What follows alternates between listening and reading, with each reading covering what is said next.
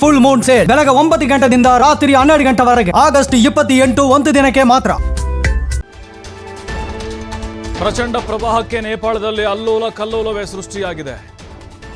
ಭೋಟೆ ಕೋಶಿ ನದಿಯಲ್ಲಿ ಹಠಾತ್ ಪ್ರವಾಹ ಉಂಟಾಗಿದೆ. ನೋಡಿ, ಕೋಶಿ ನದಿ ಅದು ಅಲ್ಲಿ ಹುಟ್ಟುತ್ತೆ, ಟಿಬೆಟ್ನಲ್ಲಿ ಹುಟ್ಟಿ ನೇಪಾಳದವರೆಗೂ ಕೂಡ ಬರುತ್ತದು. ಪ್ರವಾಹ ಆಗ್ತಾ ಇದ್ದಂತೆ ಜನ ದಿಕ್ಕೆಟ್ಟು ಓಡ್ಬಿಟ್ಟಿದ್ದಾರೆ. 105ಕ್ಕೂ ಹೆಚ್ಚು ಭಾರತೀಯ ಪ್ರವಾಸಿಗರು ನಾಪತ್ತೆಯಾಗಿದ್ದಾರೆ. ಬಹಳಷ್ಟು ಟೂರಿಸ್ಟ್ ಪ್ಲೇಸ್ ಇದಾವಲ್ಲಿ, ಬಾರ್ಡರ್ ಕೂಡ ಹೌದು ಟಿಬೆಟ್ದು. 384 ವಿದೇಶಿ ಪ್ರವಾಸಿಗರು ನಾಪತ್ತೆಯಾಗಿದ್ದಾರೆ. ನೇಪಾಳದ ರಸುವಾ ಜಿಲ್ಲೆಯ ಭೋಟೆ ಕೋಶೆ ನದಿಯಲ್ಲಿ ಉಂಟಾಗಿರುವಂಥ ಪ್ರವಾಹ ಅಂದರೆ ಇದು ನಾವಾಗಲೇ ನೋಡ್ತಾ ಇದ್ವಿ, ಸರ್ಚ್ ಮಾಡ್ತಾ ಇದ್ವಿ.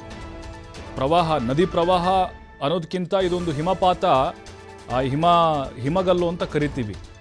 ಅದು ಏಕಾಏಕಿ ಬ್ಲಾಸ್ಟ್ ಆಗಿ ಅದು ನದಿಗೆ ಬಿದ್ದು ಈ ರೀತಿ ಏಕಾಏಕಿ ದೊಡ್ಡ ಪ್ರಮಾಣದಲ್ಲಿ ನೀರು ಹರಿದು ಬಂದಿರೋದು ಅಂತ ಕೆಲ ತಜ್ಞರು ಹೇಳ್ತಿದ್ದಾರೆ. ಬಟ್ ಇನ್ನೂ ಕ್ಲಾರಿಟಿ ಸಿಗ್ತಾ ಇಲ್ಲ ಇದಕ್ಕೆ. ಇದು ನದಿ ಪ್ರವಾಹನೋ ಅಥವಾ ಅಲ್ಲಿ ನೀರ್ಗಲ್ಲು ಬ್ಲಾಸ್ಟ್ ಆಗಿದ್ದು, ಅಂದರೆ ಈ ಮಹಾಸ್ಫೋಟ ಅಂತಾರಲ್ವಾ, ಆ ರೀತಿ ಅಲ್ಲಿ ಹಿಮಕಲ್ಲು ಅಂತ ಹೇಳ್ತಾರೆ. ಅದು ಮಂಜುಗಡ್ಡೆ ರೂಪದಲ್ಲಿರುತ್ತೆ. ಅದು ಬ್ಲಾಸ್ಟ್ ಆದಾಗ ಈ ರೂಪದಲ್ಲಿ, ಪ್ರವಾಹದ ರೂಪದಲ್ಲಿ ಅಪ್ಪಳಿಸುತ್ತೆ ಅನ್ನುವಂಥ ಕೆಲವೊಂದಿಷ್ಟು ಸಂಗತಿಗಳು ಗೊತ್ತಾಗ್ತಾ ಇದೆ. ಯಾಕಂದರೆ ನೋಡಿ, ಆ ಭಾಗ ಇದೆ ಅಲ್ವಾ, ಪ್ರವಾಹ ಆಗಿರುವ ಭಾಗ ಇದೆ ಅಲ್ವಾ, ನೀರಿನ ಪ್ರಮಾಣ ಇದೆ ಅಲ್ವಾ, ಅಲ್ಲಿ ಮಳೆ ಆಗಿಲ್ಲ ಅನ್ನುವಂಥ ವರದಿಗಳು ಬರ್ತಾ ಇದೆ. ಅಷ್ಟು ದೊಡ್ಡ ಮಳೆ ಏನು ಬಿದ್ದಿಲ್ಲ ಅಲ್ಲಿ. ಮತ್ತು ಅಲ್ಲಿ ಟಿಬೆಟ್ ಭಾಗದಲ್ಲೂ ಕೂಡ ಅಷ್ಟೇ, ಇಷ್ಟೊಂದೇನು ಭಾರಿ ಪ್ರಮಾಣದ ಮಳೆಯ ಲೆಕ್ಕಾಚಾರಗಳು ಕೂಡ ಇಲ್ಲ.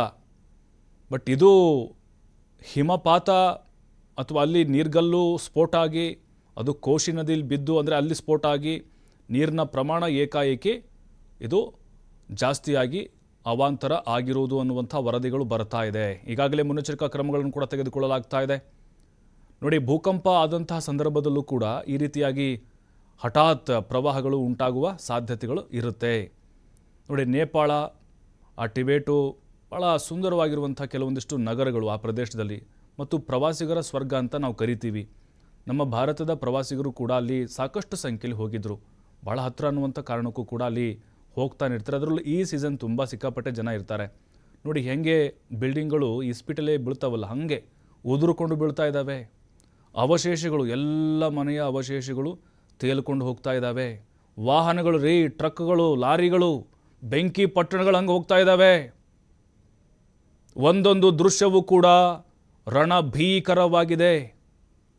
ಅಲ್ಲಿ ನೋಡಿ, ನದಿ ಪಾತ್ರದ ಜನರಂತರೂ ಕಂಪ್ಲೀಟಾಗಿ ಗ್ರಾಮಗಳು ಮುಳುಗಡೆ ಆಗಿಬಿಟ್ಟಿದೆ. ಮತ್ತು ಪೊಲೀಸ್ ಇಲಾಖೆಯವರು ಕೂಡ ಕಣ್ಮರೆಯಾಗಿದ್ದಾರೆ. ಮತ್ತು ಅಲ್ಲಿ CRPF ಪಡೆಯವರು ಕೂಡ, ಅಂದರೆ ಸೇನೆಯವರು ಕೂಡ ಸಿಕ್ಕಾಕೊಂಡಿದ್ದಾರೆ ಅನ್ನುವಂಥ ಮಾಹಿತಿಗಳು ಸಿಗ್ತಾ ಇದೆ. ಸುಮಾರು ಏನಿಲ್ಲ ಅಂದರೂ 500ಕ್ಕಿಂತ ಹೆಚ್ಚು ಜನ ಇನ್ನೂ ನಾಪತ್ತೆಯಾಗಿದ್ದಾರೆ.